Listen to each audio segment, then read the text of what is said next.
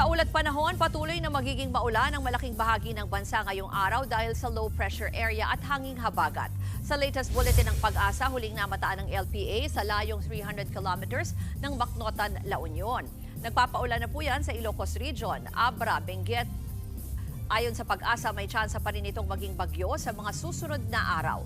Magdudulot din ng maulap at nakalangitan at mga pag-ulan ang southwest monsoon o habagat dito sa Metro Manila, Central Luzon, Mimaropa, Calabarzon, Bicol Region, Visayas at Mindanao. Pinag-iingat ang mga residente sa mababang lugar dahil posible ang mga pagbaha at pagguho ng lupa. Mga kapatid, ako po si Ruth Cabal.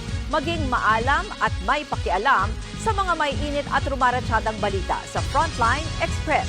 Para maging updated sa balitaan, mag-subscribe lang sa social media pages ng News 5.